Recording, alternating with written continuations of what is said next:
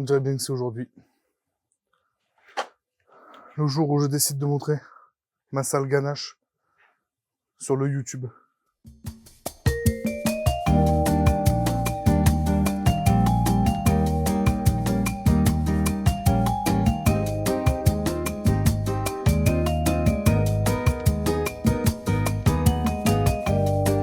Moi c'est Mouf, comme tu peux le voir, j'aime un petit peu les motos. J'aime surtout les désossés.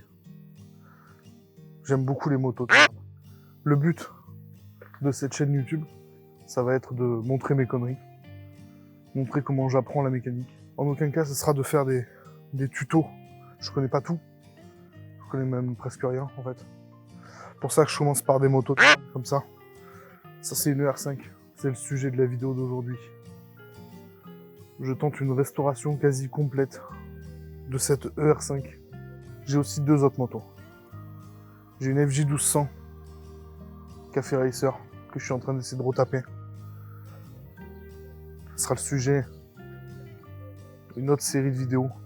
Et tout au fond, j'ai honte de la montrer, une 650 Dominator dans un état catastrophique. Cette vidéo elle va être un peu décousue parce qu'elle n'a pas été commencée en pensant la mettre sur YouTube comme là.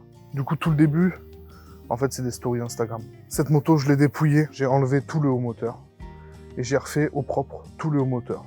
Joint de culasse, tout ça, c'était très très crade. Je l'ai redémarré, tout se passait bien et au bout d'une heure, le moteur il s'est coupé net, il s'est bloqué en fait. La vidéo elle commence là. Elle commence au moment où je réalise que mon moteur est bloqué et que je sais pas quoi faire. Donc tu vas suivre un peu les réparations, comment j'ai trouvé la panne. Donc c'est pour ça que c'est un peu décousu. Mais t'inquiète, la prochaine elle a été tournée avec cette caméra que j'ai achetée après du coup. Parce que tout le monde me disait, essaye d'en faire des vidéos. On sait jamais, ça peut plaire aux gens. Du coup c'est ce qui se passe là. Moteur bloqué. Alors je rencontre un nouveau problème. Voilà, je vais juste l'acheter sur une bagnole, la moto. Elle chauffait tranquillement, le liquide commençait à chauffer et tout, depuis 10 minutes. Stable, bon, un petit clac-clac, peut-être un jeu aux soupapes, enfin du coup je ne sais pas, c'est peut-être lié, ce qui vient de se passer. Et là, un bruit métallique, le moteur se bloque, impossible de redémarrer. Du coup, vu le bruit que ça a fait, la première chose à laquelle ça m'a fait penser, la chaîne de distri. Je l'ai pas remplacée, je me suis dit, putain, elle a pété. La chaîne, on la voit, elle est là. Après, j'ai pas testé si elle était lâche ou pas. Bon, il faudrait que je teste vite fait. Franchement, s'il y a des idées là qui tournent, je suis grave chaud et je vais checker ça. Quitte à retomber le moteur, j'en sais rien, je suis trop deg. Je suis trop saoulé là. 2 days later. On est 2 jours après mon petit problème de blocage du moteur. Je ne comprends pas, j'ai juste voulu tester dans ma tête, j'étais en mode vas-y, je forcerai pas, tu vois. À une main, je ne force pas. Mon moteur tourne. Mais qu'est-ce que tu branles? Mon moteur tourne, mais genre, il a pas du tout forcé, une seule fois. J'ai peut-être moyen de réparer mon problème sans déposer le moteur. Donc là, je suis le C là, la marque C doit être alignée avec ça, pour être au point mort haut sur le piston 2. Et là, le petit trait EX là, doit être aligné ici. Donc, c'est pas du tout le cas. Donc, j'ai une distrie complètement décalée et très probablement due à ce petit tendeur. Alors pour moi, du coup, c'est l'échappement qui a touché, qui a bloqué le moteur. Pourquoi? Parce que là, ici, c'est l'admission. Tous les paliers d'arbre à cam, j'ai pu les enlever, mais aucun effort. En fait, j'ai débloqué au cliquer toutes les vis. Et toutes les vis sont venues à la main. Et là, de ce côté-là, les paliers d'arbre à cam, ils sont soulevés là. Et en fait, plus je dévissais, plus l'arbre à cam, il remontait. En fait, il est en contrainte de fou contre une soupape. Donc, de ma chaîne, j'ai sorti 3 petits morceaux de métal. Qui n'ont pas l'air de provenir de la chaîne elle-même. Parce que la chaîne elle-même a l'air en assez bon état. Et en fait, là, il y avait un maillon. Le maillon où il y avait le truc, il y avait un petit point dur. Alors, il y est plus trop, mais j'ai vu aucun dégât sur les pignons d'arbre à cam. Donc, le seul endroit où il peut y avoir des dégâts, c'est en bas. A few moments later. Je vais m'arrêter là, donc ma chaîne, bah elle est endommagée, elle a arraché du métal à un autre truc, donc elle est endommagée. Le tendeur, ça a l'air d'aller, enfin après, je vois pas, en fait je vois même pas qu'est-ce qui peut me merder, c'est un pauvre ressort. Et la chaîne, si elle est morte, ben c'est pas que le haut moteur qu'il faut ouvrir, faut tout ouvrir. Je suis en train de songer à me choper un autre moteur. Pour moi, il y a eu un gros souci de décalage de distri, donc faut redéposer la culasse. J'ai un problème, je sais pas d'où il vient.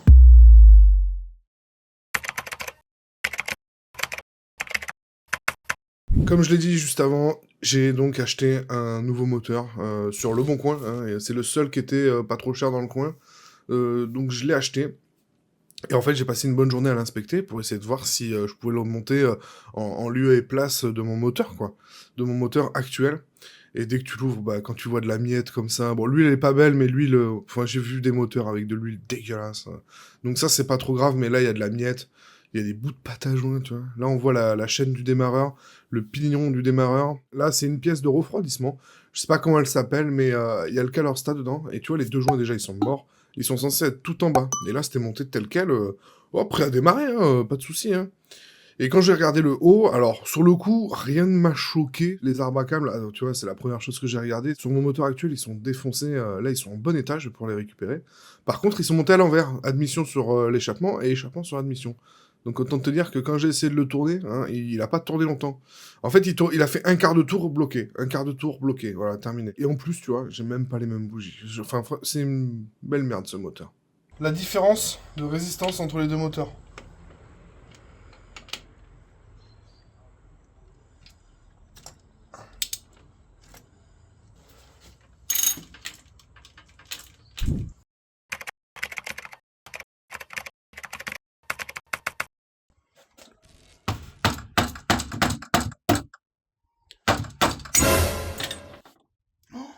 Alors, petit message pour le moi du futur et pour le toi aussi, ça ne peut pas s'ouvrir comme ça. Je suis en train de taper comme un âne là, et là c'est devant nos yeux. Hein. C'est-à-dire qu'il y a cette espèce de pièce métallique qui est fixée avec une vis en haut, fixée avec une vis en bas, et moi je tape, j'ai pas réfléchi, du coup bah forcément ça marche moins bien. Oh, c'était juste ça. Je crois avoir trouvé pourquoi mon moteur a eu un souci.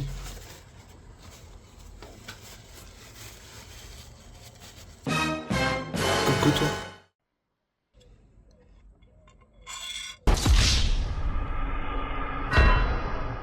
On aura fini par trouver. Donc, le contre-écrou du réglage de soupape s'est barré dans l'huile qui est dans le haut moteur et a fini par, avec les vibrations, tomber droit dans la chaîne.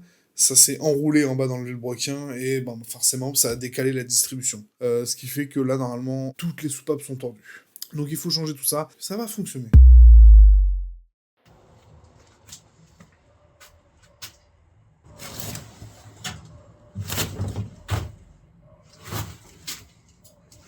Du coup, on a eu big problème sur ce moteur. On a eu décalage de la distri. Donc on a acheté un deuxième moteur. En se disant, vas-y, flemme d'ouvrir le moteur en deux, je sais pas le faire. Deuxième moteur. Presque bien pire. Ah ouais, 1000 fois pire que le nôtre. En fait, on a vu des dingueries sur le haut moteur. Là-dedans, ils ont pu remonter à l'envers. Ils ont pu faire... ils ont fait à l'envers le haut, donc ils ont pu remonter à l'envers. Il nous reste deux options. Racheter un nouveau moteur, ce qui coûte bien trop cher. Ou refaire celui-là. Sachant qu'on a deux moteurs. On a 2 fois plus de pièces. Potentiellement, tout ce qu'il nous faut. Du coup, la solution, bah, c'est de le manger, ce moteur. Bon, on va le manger. Allez, on le mange. Transmission. Bon, du coup, petite explication sur un peu ce qu'on voit là-dedans, là, parce qu'il y a beaucoup de choses. Du coup, ici, on a notre vilebrequin, avec nos deux bielles, là. Ici, et normalement, en haut, nos pistons. Ok. En gros, ici, t'as l'arbre primaire, ici, l'arbre secondaire. Et en fait, quand tu regardes, là, le vilebrequin, quand il tourne, il entraîne via cette grosse chaîne tout le système d'embrayage. Là, je suis au neutre, donc du coup, quand tu regardes, l'arbre primaire tourne, il entraîne certains pignons, mais pas tous. Du coup, à l'arrivée, ici, ça tourne pas. Et là, c'est l'inverse, tu vois, j'entraîne d'autres pignons qui n'entraînent pas le vilebrequin, tu vois. Et du coup, en fait, c'est ces pignons-là, là. Celui-là, là. En gros, ce pignon-là va se décaler et entraîner la chaîne de pignons qui va arriver jusqu'à la sortie. Bref. Le balancer. Impeccable. Le balancer, en fait, ça, c'est un arbre balancier. Ça sert, en fait, c'est un petit arbre, tu vois, avec des masses comme ça. Et si tu regardes, bah, t'en as 2 masses à l'opposé. En fait, quand lui, ton piston, là, il monte. On est d'accord que au moment où il monte, il s'arrête, il crée une force vers le haut. Et ben là, en fait, il y a une masse qui est à l'opposé pour que quand ton piston monte, s'arrête brutalement, le choc brutal, la vibration que ça va créer vers le haut, soit recréé vers le bas pour la compenser. Sinon, tu te retrouverais avec un moteur qui... Tu vois ce que je veux dire ? Hop. C'est comme ça que ça va marcher, ok ? Qu'est-ce que je viens de simuler à ton avis, là ? Le démarrage. Ah oui, c'est pas Là, tu as ton démarreur. Quand tu appuies sur le bouton de ton démarreur, il entraîne le moteur. Et au moment où tu arrêtes d'appuyer, le démarreur s'arrête, le moteur continue à tourner, et ton démarreur ne s'entraîne pas. Ça sert à ça, la roue libre. Je vais au soleil pour... Parce que je vais Non, peut-être... tu vas m'aider à remplacer la chaîne, parce qu'il faut qu'on soit 2, a priori. Non, mais je veux dire, je regarde avec le soleil si je vois pas des petits... des animailles.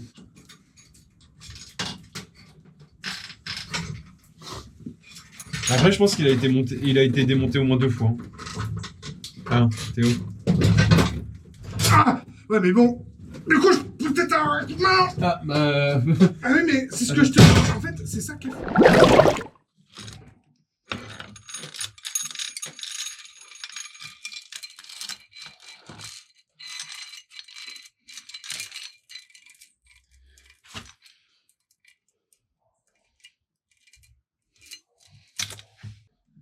Tu vois, là, on n'est pas bon. Ouais, c'est bon. Voilà. Ok.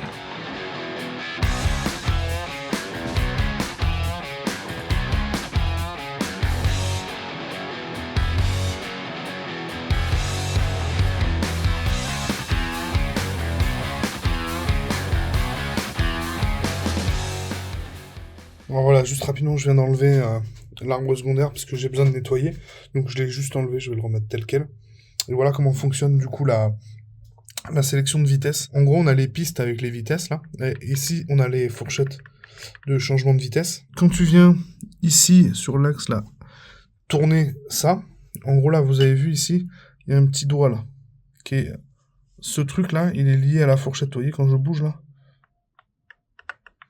la fourchette, elle peut coulisser sur cet arbre-là, en fait. Et en fait, quand ce petit doigt-là... Vous avez vu la piste, là, elle fait un zigzag. Et ben ça va décaler la fourchette vers là. Et en décalant la fourchette vers là, la fourchette, elle se prend dans cette gorge-là. Ce pignon-là, il se décale. Et du coup, il enclenche ces pignons-là ou pas. Et ici, la deuxième fourchette, elle fait bouger celui-là. Ok ? Et il y a une troisième fourchette ici, qui fait bouger ce pignon-là. Et ici, on a la petite pompe à huile du jeu, mais c'est parce qu'elle est mise avec un... Voilà, c'est pas quelque chose de très... Et ça se prend du coup sur le vilebrequin qui est là, sur la dent qui est là. Donc on vérifiera après qu'elle soit bien prise, hein. Sinon, bah, pas d'huile.